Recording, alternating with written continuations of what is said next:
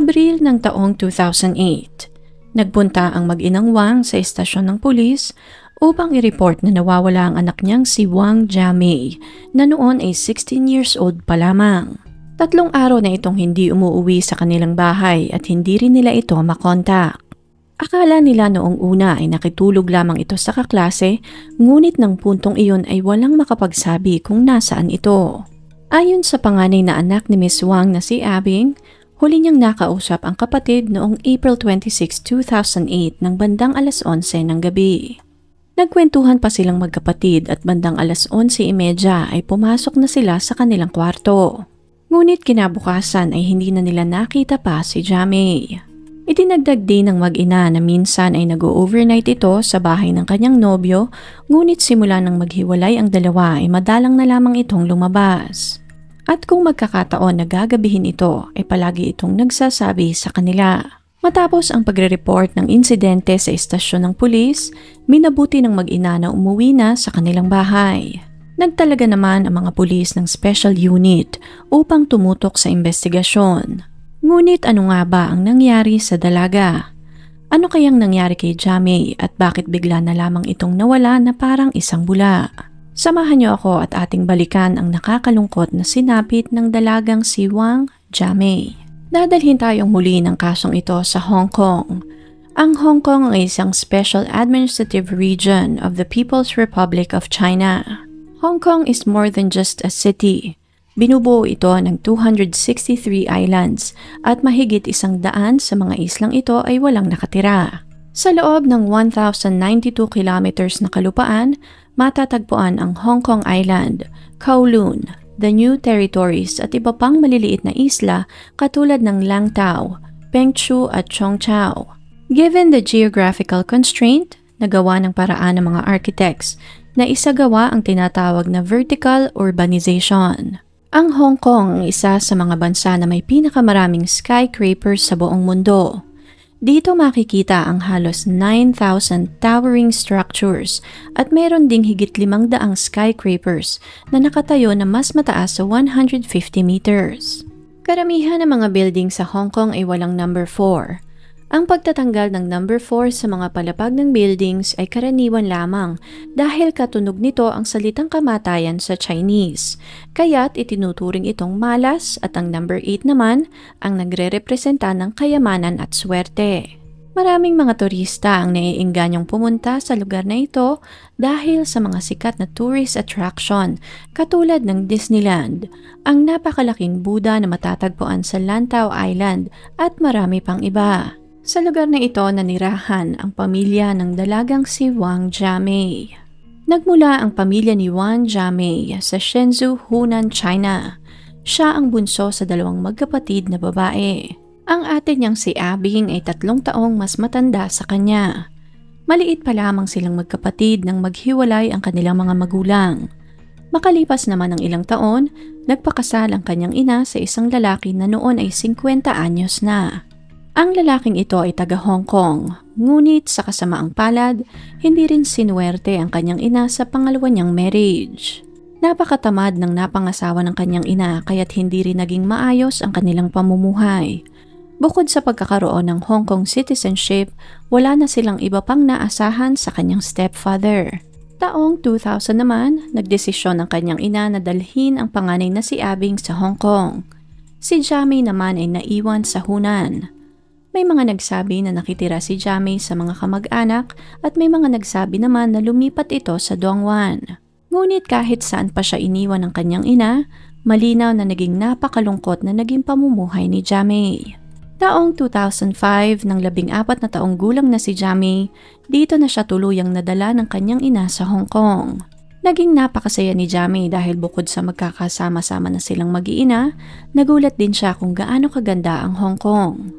Ngunit kahit na magkakasama na silang mag-iina ay naging malupit pa rin sa kanila ang tadhana. Katulad ng nabanggit kanina, napakatamad ng kanyang stepfather kaya't walang nagawa ang kanyang ina kundi maghanap ng trabaho. Nang mga panahong iyon, nagtatrabaho ang kanyang ina bilang kolektor ng basura nang sa ganon ay may makain sila. Ngunit kahit na ganoon ang sitwasyon, sinikap ng kanyang ina na makapag-aral silang magkapatid. In-enroll siya ng kanyang ina sa Samyuk Taipo Secondary High School kung saan nag-aaral din ang kanyang ate. Matalino si Jamie kaya't nag-excel siya sa kanilang school. Nang nasa 8th grade na siya, nasungkit niya ang Purple Gold Award na ibinibigay lamang sa mga estudyanteng may kakaibang galing sa mga subject na Math, Chinese at English. Nanalo din siya sa mga Mandarin at English recitation competition. Dahil sa ipinakitang galing sa eskwelahan, nakatanggap siya ng scholarship ng 2 magkasunod na taon. Ngunit sa kabila ng mga ito, medyo nahirapan siyang makipagkaibigan sa kanyang mga kaklase. Dahil mahirap lamang sila, halos luma lahat ng kanyang mga gamit. Ayaw niyang maging tampulan ng tukso kaya't pinili niyang ilayo ang sarili sa kanyang mga kaklase. Sa bahay naman nila, hindi rin naging maayos ang relationship niya sa kanyang stepfather. Hindi matanggap ni Jamie na bigo na naman ang kanyang ina sa buhay dahil sa pagsama nito sa kanyang stepfather.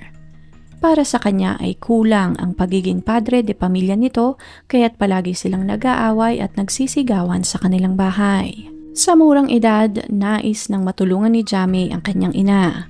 Pangarap niyang maiahon ito sa kahirapan at mabigyan ito ng magandang buhay. Kaya taong 2007, nag-enroll si Jamie sa isang modeling course. Pinangarap niyang maging isang modelo. Dahil ng mga panahong iyon, malaki ang kinikita ng mga sikat na modelo sa Hong Kong. Ngunit sa kasamaang palad ay hindi siya masyadong tinangkilik ng modeling industry sa Hong Kong. Hindi siya katangkaran, hindi rin masyadong maganda, kaya't halos hindi siya nagkaroon ng bookings at mga modeling gigs. Ngunit nais niyang may mapatunayan sa kanilang pamilya, lalong-lalo na sa kanyang ina. Kahit na wala naman siyang masyadong kinikita, nagsinungaling si Jamie sa kanyang ina at sinabing nagtatrabaho siya bilang isang model assistant at kumikita ng 20,000 to 30,000 Hong Kong dollars sa isang buwan. Dito na rin namulat ang mga mata ni Jamie sa mga magagandang damit, mga make-up at mga mamahaling bagay na tanging mga modelo, celebrities at mga mayayamang tao lamang ang maaaring bumili. Nang sumapit ang taong 2008, hindi na maitanggi pa ni Jamie kung gaano kahirap ang kanilang sitwasyon sa Hong Kong. Dito na niya kinausap ang kanyang ina at sinabing titigil na siya sa pag-aaral. Na mga puntong ito ay nasa ika-10 baitang na si Jamie. Pinigilan siya ng kanyang ina at kapatid ngunit desidido na si Jamie sa kanyang plano at dito na nga nagsimulang maging masalimuot ang pamumuhay ng dalaga. Gabi-gabi na siyang lumalabas upang pumunta sa mga clubs at na-associate din siya sa mga masasamang tao. Nang makarating ang balita ng pagkawala ni Jamie sa mga pulis, pinuntahan nila ang apartment ng pamilya sa Taiwo, Taipo upang mag-imbestiga. Nakatira ang buong pamilya ni Jamie sa isang housing facility na provided ng gobyerno para sa mga low-income families, karamihan ay mga immigrants. Nagkaroon sila ng access sa computer nito at dito ay nakumpirma ng mga pulis na nagtatrabaho pala ang dalaga noon bilang isang prostitute. Nakita nila ang profile ng dalaga sa isang malaswang website kung saan ipinopost niya ang kanyang mga malalaswang larawan. Nakasulat din sa profile niya kung magkano ang kanyang serbisyo per oras. Gumagamit si Jamie ng 2 ICQ accounts upang makipag-usap sa kanyang mga customers. Nakumpirma ng mga pulis sa kanyang chat history na lumabas ito ng apartment noong April 13th upang makipagkita sa isang kliyente. Makalipas ang 1 linggo, nag-iwan pa ng survey ang kliyenteng ito base sa kanyang naging performance. Bukod sa pakikipagtalik sa kanyang mga kliyente, nagbibigay din siya ng ekstrang serbisyo, katulad ng pagsama sa mga kliyente sa pagsha-shopping o di kaya naman ay pagsama sa kanila kung gusto nilang maglakad at magpahangin. Alam ni Jamie kung gaano kadelikado ang kanyang ginagawa dahil maaari siyang madisgrasya o magkasakit. Ngunit sa kabila ng mga panganib na ito, ipinagpatuloy pa rin ng dalaga ang trabaho dahil doon mabilis ang pera. Bago ang insidente ng pagkawala ni Jamie, walang ideya ang kanyang pamilya sa kanyang trabaho. Maging ang kanyang kapatid ay nagulat sa kompesyong iyon ng mga pulis. Sa kabila ng kanilang sitwasyon, naging napakalapit ng magkapatid sa isa't isa. Alam ni Abing na walang sinisekreto sa kanya ang kanyang kapatid, kaya't gulat na gulat siya nang malaman ang totoong ginagawa ng kanyang kapatid. Ang tanging alam ni Abing ay ginagamit ni Jamie ang kanyang ICQ account para bumili ng mga damit at make-up dahil iyon nga ang sabi ng kanyang kapatid. Hindi siya lubos makapaniwala na nagbebenta pala ito ng katawan para magkapera sila. Dahil sa nalamang ito ng mga pulis, mas lalo nilang pinag-igting ang paghahanap sa nawawalang dalaga dahil na mga puntong iyon ay halos 4 na araw nang nawawala si Jamie. At kung totoo nga lahat ng kanilang hinala ay maaaring nasa panganib ang buhay ng dalaga. Inilathala din nila ang kasong ito sa mga pahayagan at nanawagan ng tulong sa mga tao nang sa ganon ay mabilis nilang mahanap si Jamie. Lumipas ang ilang araw, lumutang naman ang lalaking nagngangalang Abang. Kusa itong pumunta sa istasyon ng pulis upang magbigay ng impormasyon tungkol kay Jamie. Base sa testimonya ng binata, isa siya sa mga regular na customer ni Jamie. Isa siyang programmer na nagtatrabaho sa isang kumpanya doon sa Hong Kong. Nakita niya di umano ang profile ng dalaga sa isang forum. Nag-usap sila at nagkasundong magkita. April 20th ang una nilang pagkikita. Nagpunta sila sa isang motel at doon ay may nangyari nga sa kanila. Nagbayad di umano siya ng 1,500 Hong Kong dollars para sa serbisyo ni Jamie.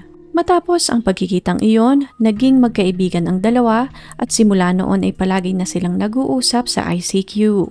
April 27th, nagkasundo silang magkitang muli. Nagkasundo silang magkita sa Sham Shui Station. Nang gabing iyon, itim na damit ang suot ni Jamie at meron itong dalang kulay dilaw na bag. Tulad ng naunang pagkikita, pumasok sila sa isang motel, ngunit napansin ni Abang na parang pagod si Jamie.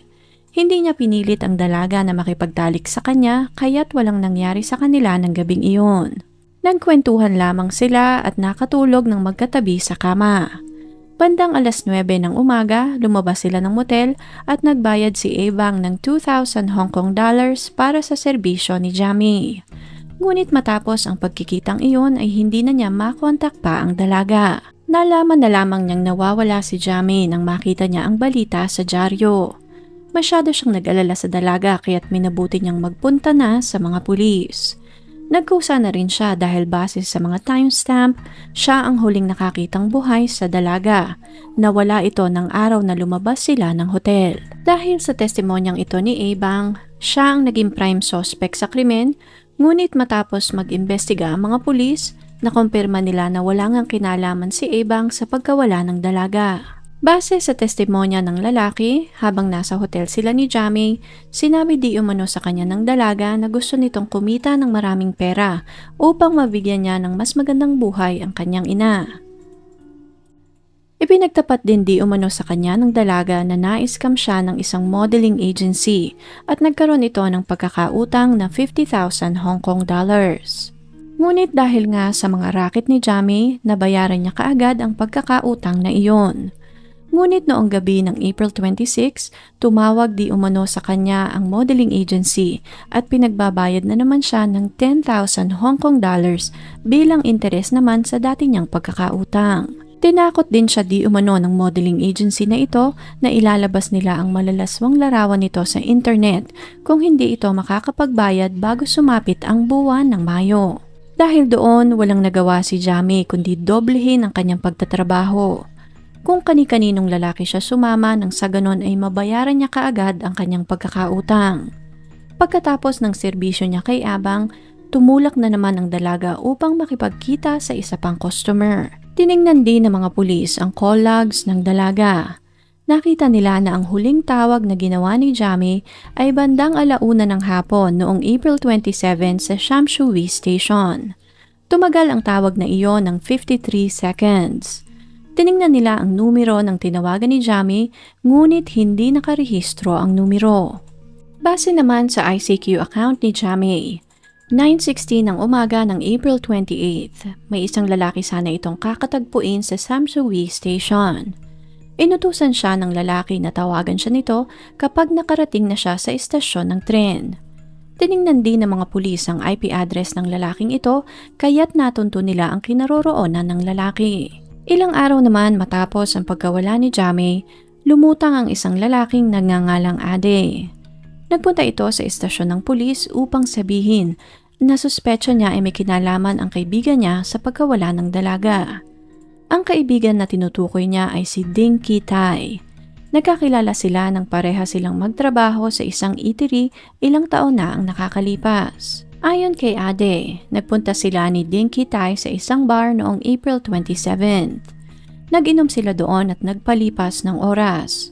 Ngunit hindi pa nakontento si Dinky Tai kaya't gumamit din ito ng bawal na gamot. Bandang alas 7 na ng umaga nang umalis sila sa nasabing bar. Idinagdag din ni Ade na sa pagitan ng alas 9 ng umaga hanggang alas 11 ng gabi ng April 29, nakatanggap siya ng 3 tawag mula sa kaibigan. Sa unang tawag, sinabi di umano sa kanya ng kaibigan na may napatay itong isang babae. Ayon sa kwento ng kanyang kaibigan, habang nagtatalik di umano sila ay paulit-ulit nitong sinabi na gusto na nitong mamatay. Dahil doon, hinawakan niya ang lieg ng babae at sinakal ito hanggang maubusan ito ng hininga. Nang makumpirmang hindi na ito humihinga, dito na di umano niya tinadtad ang katawan ng dalaga. Sinabi din sa kanya ng kaibigan na natatabaan siya sa katawan ng babae kaya't binalatan niya ang katawan nito upang tanggalin ang mga taba. Binalatan niya rin ang mukha nito at saka itinapon sa dagat. Ang mga buto naman di umano ng babae ay dinala niya sa isang meat shop sa palengke at ihinalo sa karne ng baboy. Nang marinig ito ni Ade, pakiramdam niya ay maaaring high lamang ang kanyang kaibigan.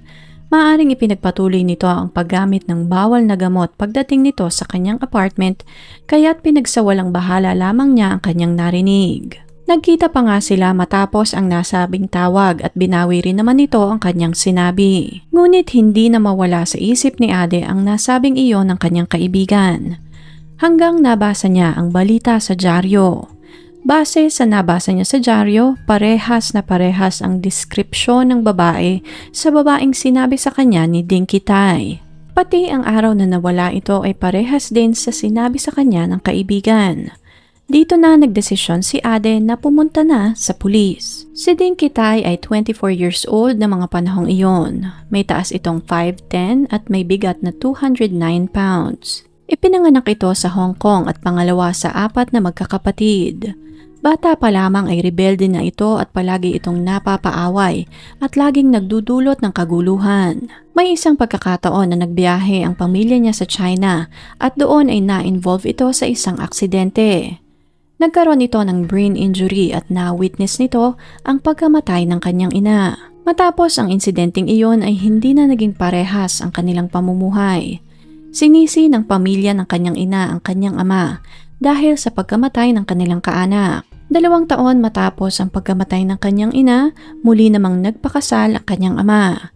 Lumipat sila ng tahanan sa isang magandang subdivision sa Nanshan Village. Ngunit hindi pa rin nawala sa isip ng bata kung paanong nasawi ang kanyang ina.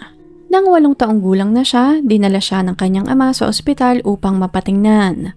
Na-diagnose siya na meron siyang emotional disorder, kaya't walang nagawa ang kanyang ama kundi ipadala siya sa isang school para sa mga batang merong special needs. Nang tumuntong naman ang edad 15, ipinadala naman siya ng kanyang ama sa isang reform school para naman sa psychological counseling dahil hindi nito mapigilang manakit ng ibang tao. Dahil dito natigil na rin ang pag-aaral ni Dinky Tai pagkatapos ng ika-6 na baitang. Nagtrabaho siya bilang delivery guy sa isang nightclub at naging assistant din siya ng kanyang pinsan sa isang construction site. Nang kumikita na ng pera, dito na siya nagsimulang magpunta at magpalipas ng oras sa mga clubs. Dito na rin nagsimula ang paggamit niya ng bawal na gamot. May mga punto na nasosobrahan siya sa paggamit, kaya't malimit itong magsuka at malimit din ang pagdugo ng kanyang ilong. Kahit na nagkakaroon siya ng mga nobya, hindi pa rin niya mapigilan ang kanyang sarili na tumawag na mga bayarang babae.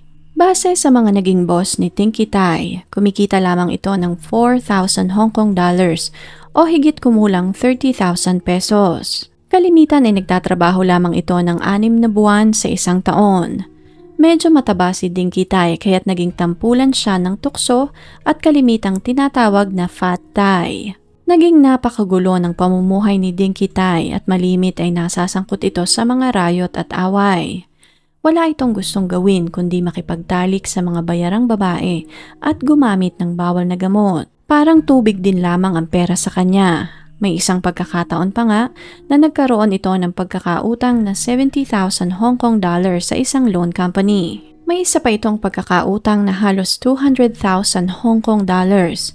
Ngunit dahil hindi nga naman consistent ang income ay hindi niya ito nabayaran, kaya't palagi siyang nakakatanggap ng tawag mula sa mga maniningil. Dito na nagdesisyon si Ding Kitay na lumipat ng matitirhan.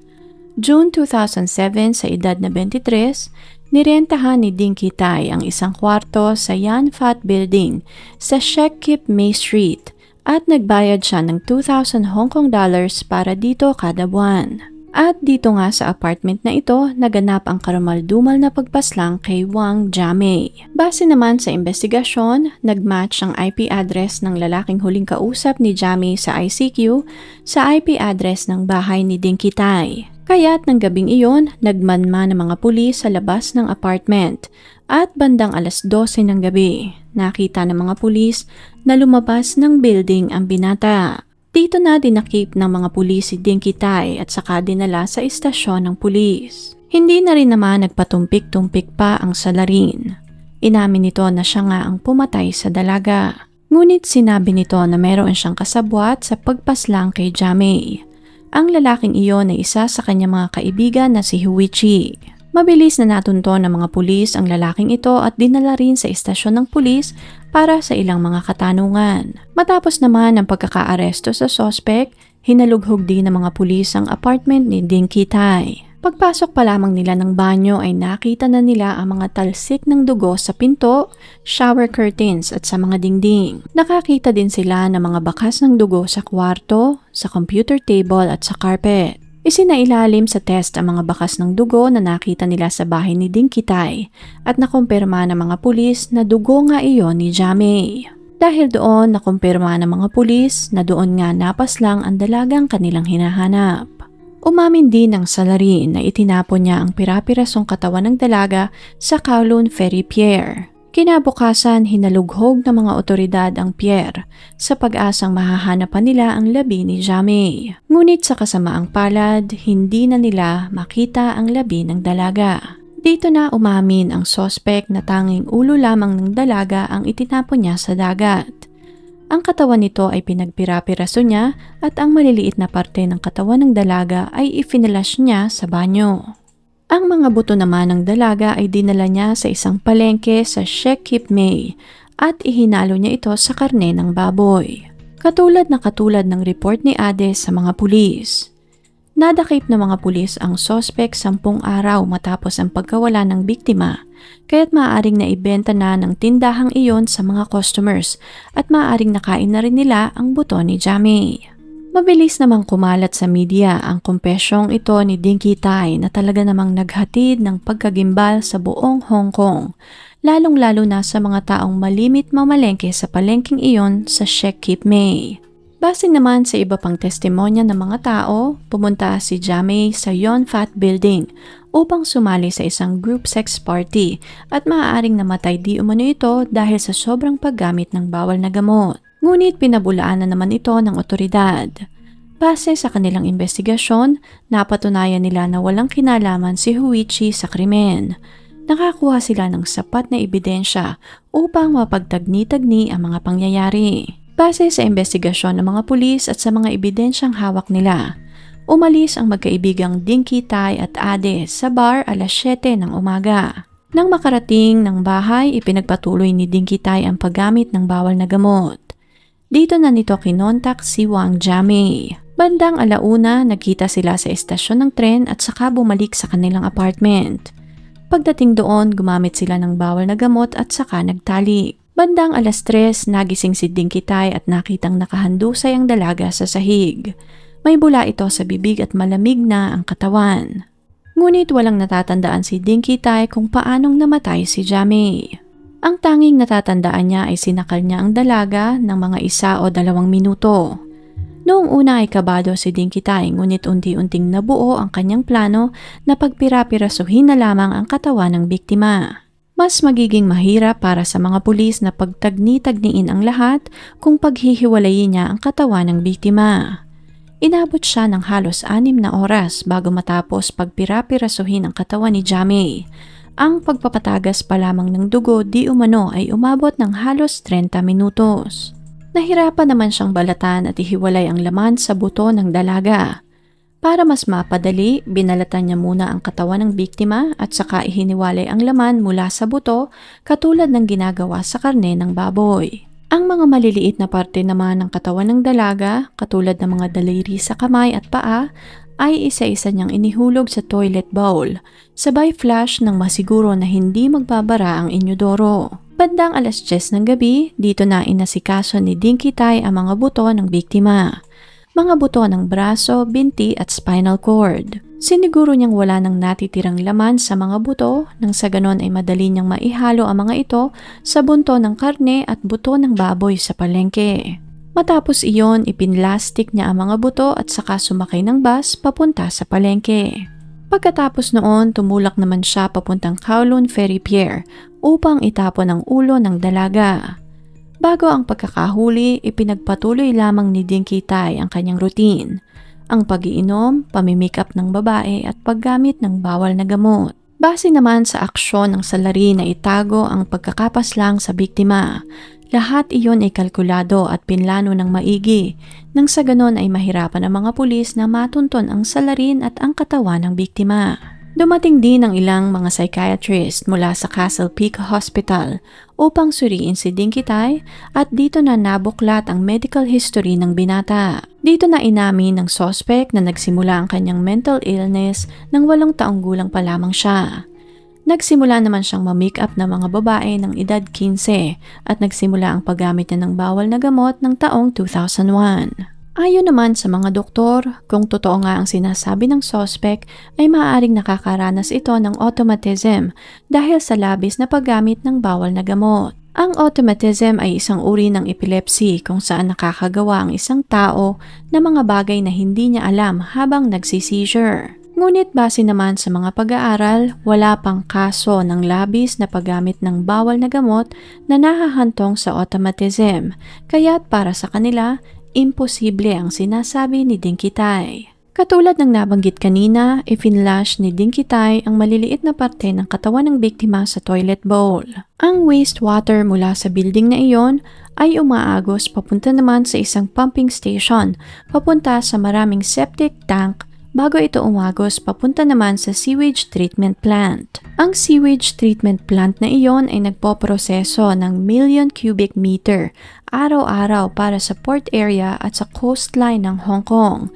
Pagkatapos naman ng treatment ng tubig, idinidischarge ng planta ang treated water sa dagat kaya't halos imposible nang mahanap ang iba pang parte ng katawan ni Jamie. Ngunit may mga ilang residente naman ang nag-report na nakakaamoy sila ng mabahong amoy sa kanilang drainage na para bang may namatay na daga doon. Dito na nagsimula ang pagsisiyasat ng pulisya upang subukang hanapin ang ibang parte ng katawan ng biktima.